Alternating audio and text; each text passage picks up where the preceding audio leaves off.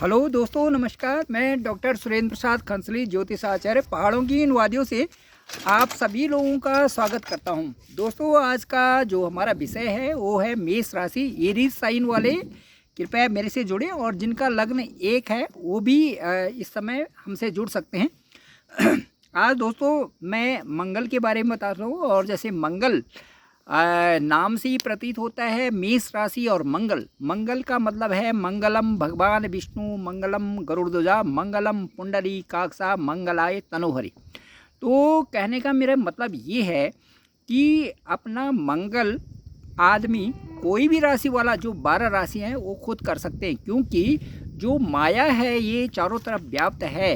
ये 3 गुणों से युक्त है। 3 एक जो सत्वगुण, रजोगुण और तमोगुण, ये तीनों गुणों से युक्त चारों विश्व में चराचर ये 3 गुण हैं। चाहे वो प्रकृति में है, चाहे वो मनुष्य में है, चाहे वो जानवर में है, चाहे वो पशु पक्षियों में, इससे अलग कोई है ही नहीं। और ये जो 3 गुण हैं ये अपना प्रभाव दिखाते रहते हैं हम सभी पे। तो जब ये अपना प्रभाव दिखाते हैं तो उनको आदमी, मनुष्य किस तरह से संभालता है उस समय उस गुण की प्रधानता को। जब सत्वगुण चलता रहता है तो हम शांत रहते हैं। जब रजोगुण चलता रहता है तो हमारी जो दूसरों लोगों से जो प्रीति होती है वो नहीं होती, बल्कि अप्रीति होती है। हम अपने आप को संभाल नहीं पाते और दूसरों लोगों के ऊपर हावी होते हैं अननेसेसरली, या अपने कमाने पर इतने व्यस्त हो जाते हैं तो पता नहीं चलते कि वो सही प्रैक्टिस से कमा रहे हैं या रॉन्ग प्रैक्टिस से कमा रहे हैं। इस प्रकार से रजोगुण के आने पर हम अपने आप को कैसा संभालते हैं, ये बहुत बड़ी बात है। तीसरा है तमोगुण। तमोगुण की भी जब प्रधानता हो जाती है तो उसमें आदमी कुछ नहीं सोचता और ऐसा रहता है जैसे पशु की तरह जीवन व्यतीत करता है। तो ये सारे गुण जो है, तीनों गुण हम में विद्यमान हैं और प्रभु की माया से ये चराचर विश्व में समान रूप से बह रहे हैं। अब इसका दोस्तों आपने और हमने कैसा उपयोग करना है और कैसे करके हम आगे बढ़ें, ये हमारे अपने ऊपर डिपेंड करता है। इसी तरह से जो क्षितिज में जो राशि उस समय उदय होती है जब आपका जन्म होता है, उसी राशि चक्र के अनुसार आपने चलना है, क्योंकि उसी से जो गोचर ग्रह हो रहे हैं वो आपकी कुंडली में आएंगे और उस समय आपके साथ में वही प्रभाव दिखाएंगे। और उस समय आपने माया के जो 3 गुण हैं इनकी तरह ही चलना है। किस तरह से चलना है वो डिपेंड करता है आपकी दशा और अंतर्दशा पे। चलिए शुरू करते हैं आज मेष राशि को। मेष राशि का जो दिसंबर का महीना है उसमें जो ग्रह गोचर की स्थिति है वो इस तरह से है। पहले लग्न में मेष राशि में गुरु बैठे रहेंगे। उसके बाद सप्तम स्थान में ठीक 1 से 7 स्थान में शुक्र बैठे रहेंगे। ठीक उसी तरह से जो 12वां भाव है, मेष राशि से 12वां भाव है, वहाँ पर राहु बैठे रहेंगे। और जो 6th हाउस है वहाँ पर केतु की स्थिति होगी। सूर्य और मंगल 6ठे हाउस में रहेंगे और बुध की स्थिति आपके भाग्य स्थान में रहेगी। और जो शनि है वो बैठेंगे 11वें स्थान में, लाभ स्थान में। अब हम शुरू करते हैं कि मेष राशि का इन गोचर से क्या प्रभाव पड़ेगा दिसंबर के महीने में। तो राशि के स्वामी जो मंगल हैं, राशि का जो स्वामी है, हम देखते हैं यहाँ से देखते हैं कि भाई आपकी राशि क्या है, आपकी राशि के स्वामी कौन है, वो कहाँ बैठे हुए हैं, आपका स्वास्थ्य कैसा रहेगा। तो सबसे पहले मैं देखूंगा कि आपकी राशि है मेष। मेष के जो लॉर्ड हैं वो हो गए मंगल बैठे 8वें घर में। किसके साथ बैठे, एक और क्रूर ग्रह वहाँ पर सूर्य बैठे हुए हैं। अब जब सूर्य वहाँ पर बैठेंगे तो सूर्य किस जगह से बिलोंग कर रहे हैं, वो हैं 5वें स्थान से, मेष राशि के 5वें स्थान में।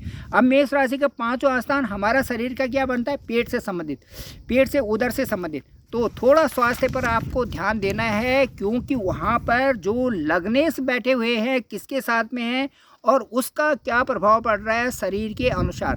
तो आप थोड़ा सा ज़्यादा ना सोचें, सोच विचार न करें। और स्वास्थ्य यदि आपका किसी तरह से भी थोड़ा बहुत यदि स्वास्थ्य में कमी आ रही है तो उसका विवेकपूर्ण समाधान करें और अच्छे से बढ़े। और ये समझें कि दशा और अंतर्दशा पूरे विश्व के लिए है, न कि मेरे लिए सिर्फ बनी हुई है। अब उनसे हमने कैसे चलना है, उन गुणों से हमने कैसे उनसे आगे चलना है, ये आपके ऊपर निर्भर करता है। दूसरा दोस्तों मैं बताऊँगा कि जो अब 16 दिसंबर के बाद आपके भाग्य स्थान में वहाँ से सूर्य चले जाएंगे, छठे स्थान में, वहाँ से भाग्य स्थान में चले जाएंगे, आपका स्वास्थ्य भी ठीक हो जाएगा और भाग्य की देखरेख करने वाले सूर्य हो जाएंगे। उसके बाद आपका भाग्य में भी कई सारे चीज़ें खुलेंगे और साथ साथ में आपको नज़र आएंगे कि मुझे कौन सी डायरेक्शन पे सही चलना है और मेरे लिए क्या काम सही है, ये आपको समझ में आ जाएगा। यदि समझ में आ जाए तो आगे बढ़ने में कोई भी परेशानी नहीं होती। अब मैं ये कहूँगा कि जो पढ़ाई लिखाई वाले बच्चे हैं उनके लिए भी हम पंचम स्थान से देखते हैं, फोर्थ प्लेस से देखते हैं, चंद्रमा का गोचर देखते हैं और साथ साथ में हम सूर्य का भी गोचर देखेंगे। जो आपकी राशि में चंद्रमा और सूर्य है वो 5 चौथे और 5वें भाव के स्वामी है। तो मैं 5वें भाव से लूँगा तो सूर्य अष्टम में है और अभी नवम में जैसे वो जाएंगे 17 दिसंबर के बाद आपकी पढ़ाई लिखाई का डायरेक्शन सही हो जाएगा और सही दिशा में आपको ये मिलेगा कि मुझे ये आगे बढ़ने के लिए जो मुझे क्या लिखना है, क्या करना है, कौन से कंटेंट लिखने हैं, किन से फ़ायदा होगा, किससे नहीं होगा, कोचिंग करनी है, कोचिंग नहीं करनी है, मुझे लोगों को पढ़ाना है या मुझे क्या क्या काम करना है, ये सारी चीज़ें आपकी समझ में आएंगी। मैं विद्यार्थियों के लिए कह रहा हूँ। उसके बाद जो आपका अपना है उसमें भी आप ये कहेंगे कि इसमें क्या एडिशन करना है, क्या डिलीशन करना है, किस प्रकार से डिलीट करके ये अच्छा बनेगा, कहाँ पर से मुझे इसमें एडिट करके ये कंटेंट मेरा अच्छा होगा और ये जल्दी पब्लिश हो जाएगा, इससे कितना मुझे पैसा मिलेगा, जिसको यूनिवर्सिटी लेवल पे भेजूँ, कहाँ भेजूँ, किस तरह से भेजूँ, इस तरह से आपका क्लियरिटी आपका जो है 17 दिसंबर के बाद आना शुरू हो जाएगा। क्योंकि भाग्य स्थान में रहेगा तो आपके अच्छा रहेगा। अब जो डाउट्स हैं वो आपके ख़त्म होंगे उसके बाद 17 दिसंबर के बाद और आप सही दिशा में आगे बढ़ोगे। अब मैं बताऊं कि जो लव रिलेशन आजकल चलते हैं इनको भी हम देखेंगे। एक तो हम सूर्य से देखेंगे और दूसरा हम देखेंगे शुक्र से, तीसरा बृहस्पति से देखेंगे। बृहस्पति आपका लग्न भाव में है इस समय और उसके बाद शुक्र जो आपके ठीक सप्तम भाव में है। उसके बाद जो आपके सूर्य हैं वो जा रखे हैं मंगल के साथ में अष्टम में। यहाँ पर थोड़ी सी जो सूर्य की स्थिति है यदि ये भी सप्तम में रहती तो हम बिल्कुल आपको कह देते कि इस समय सही समय है और समय को आप संभाल के चलिए। लव रिलेशन में आपको किसी प्रकार से डाउट नहीं होगा। लेकिन सूर्य चले गए मंगल के साथ में तो डाउट्स बने रहेंगे, कन्फ्यूजन बना रहेगा। लेकिन आपका क्योंकि शुक्र जो है सप्तम भाव में है इसलिए मैं कहूँगा कि सूर्य के गुरु लग्न में और सूर्य सप्तम में, ये जो है आपकी लव रिलेशन के लिए एक लंबे जो रिलेशन है उसमें एक कामयाबी आपको जरूर देंगे। 17 दिसंबर में जैसे ही सूर्य वहाँ पे भाग्य स्थान में जाएंगे मैं कह सकता हूँ कि आपका लव रिलेशन जो है वो सक्सेसफुल रहेगा। और अब यदि आत्मीयता से आपके सोल पर्पज से किसी से मिले हुए हैं तो उसको ज़रूर आगे बढ़ाना भी चाहिए। यदि आपका सोल मेट है और यदि आप चाहते हैं और दूसरा भी चाहते हैं तो इसमें ज़्यादा कंफ्यूज्ड और ज़्यादा परेशान होने की ज़रूरत नहीं है। क्योंकि समय और दशा और अंतर्दशा और सत्वगुण, रजोगुण और तमोगुण ये हमारे साथ साथ में चलते हैं और ये तीनों की प्रधानता नहीं बनानी चाहिए बल्कि उनको बैलेंस्ड करके चलना चाहिए। सत्वगुण ठीक है, बहुत शांत रहने का, अच्छा रहने का, सब कुछ बढ़िया बढ़िया, लेकिन बढ़िया बढ़िया भी तो नहीं रहेगा क्योंकि संसार है, इसमें रजोगुण भी है, तमोगुण भी है। तो बैलेंस करके आगे चलो तो आपको सारी सफलताएँ मिलेंगी।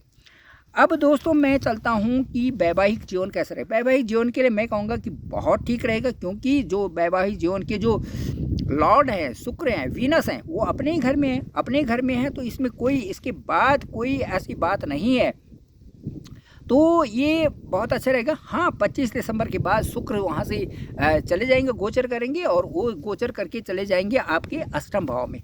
तब थोड़ा सा हमें ये लगता है कि भाई थोड़ी सी परेशानी होगी, लेकिन तब तक जो है आपका ये बहुत अच्छा रहेगा और आप आगे भी बढ़िया रहेगा। आप अपने ऊपर ध्यान दें और वैवाहिक जो संबंध है इसमें उतार चढ़ाव आता रहता है, लेकिन ये डिपेंड करता है हम पे कि हम अपना जीवन को कैसे सुधारें, कैसे खुशनुमा बनाएं, किस तरह से खुश रहें। Thank you very much. अब मैं आपको बताऊंगा कि जो आपका फॉर्चून है, जो आपका जो भाग्य है, भाग्य आपका कैसा रहेगा। भाग्य के लिए मैं कहूँगा कि जो आपके भाग्येश हैं, जो आपके गुरु है वो बैठे हुए हैं ठीक जो है आपके लग्न भाव में। तो 1 5 9 जो त्रिकोण की स्थिति है, 1 5 9, एक में मंगल हो गए, एक के स्वामी, दूसरे आपके जो 5वें स्थान के हो गए सूर्य हो गए और 9 के स्थान आपका बृहस्पति हो गया। तो भाग्य स्थान में आपकी जो दृष्टि है, जो 9वीं दृष्टि है वो शुक्र पर होंगी। अच्छे कार्य होंगे, अच्छा कार्य आप आगे बढ़ेंगे और भाग्य आपको साथ देगा। तो तो जो है ये पंचम स्थान पर भी इस समय गुरु की दृष्टि है, और गुरु की दृष्टि जो है पंचम और नवम स्थान पे है, तो भाग्य की डायरेक्शन आपको सही मिल रही है और आप सही दिशा में आगे बढ़े तो उससे आपको लाभ होगा। अब मैं कहूँगा कि कैरियर हम दसम भाव से भी देखते हैं। दसम भाव के जो स्वामी हैं वो शनि है, शनि बैठे हुए हैं लाभ स्थान में बैठे हुए हैं। तो शनि अपने घर में बैठे हुए हैं तो लाभ की स्थिति भी बनेगी, और आपको ये ऐसा निर्देशन होगा अंदर से कि आपको कौन से कार्य करने और किन कार्यों में आपको प्रगति मिलेगी। शनि से संबंधित जो भी आपके कार्य हैं उन कार्यों में आप जुट जाइए। जो मशीनों से संबंधित है, आप किसी फैक्ट्री में काम करते हैं, आप किसी कंपनी में काम करते हैं, आप किसी ऐसी चीज़ों को परचेज करना चाहते हैं जिनका जो है लोहे से और उससे संबंधित है, मशीनों से है, या घर की चीज़ें लेने चाहते हैं, तो ये इस समय लाभ के स्थान में बैठे हुए शनि आपको प्रोत्साहित करेंगे और आप उससे फ़ायदा भी आपको होगा। तो दोस्तों ये था, और मैं कहूँगा कि जैसे मंगल है, ये मेष राशि के जो मालिक हैं वो मंगल है, तो मंगल जो है आपके जीवन में एक ऐसी तीव्रता लाते हैं, बीच में इस तरह से उसका होता है कि आप कार्यों को करने के लिए तत्पर होते हैं, बस उसमें दक्षता चाहिए, एक परफेक्शन चाहिए। जैसे हम किसी क्यारी को बनाते हैं तो क्यारी को बनाने के लिए उसके जो घास फूस है उसको अच्छी तरह से निकालें और उसको समझें कि ये इस तत्व में मैं ही हूँ, तो आप उसको बहुत अच्छी तरह से करेंगे और उसको फर्टाइल बनाएंगे। जब उसमें बीज बोएंगे तो बहुत अच्छे अंकुरित होंगे। बस यही है जीवन में। तो जिस समय आपकी मंगल की दशा और अंतर्दशा आती है उस समय आपको ये समझना जरूरी है, और जब इसको आप समझेंगे तो बहुत आगे बढ़ेंगे। Thank you very much. मैं डॉक्टर सुरेंद्र प्रसाद खंसली, ज्योतिष आचार्य, पहाड़ों की इन वादियों से, और आपको आगे भी बहुत सारे ब्लॉग इसी तरह से बताएंगे। मुझे लगता है ये आपको पसंद आया होगा। आप जरूर इसे लाइक भी करें, शेयर भी करें, सब्सक्राइब करें, लिंक दूसरों को जरूर भेजें, अपनी कुंडली को मुझे भेजें, ताकि आपकी कुंडली का जो एनालिसिस, जो विश्लेषण मैं कर सकूं और आपको बता सकूं कि समय की जो सही डायरेक्शन वो क्या होगी और आप कैसे आगे बढ़ोगे। Thank you very much.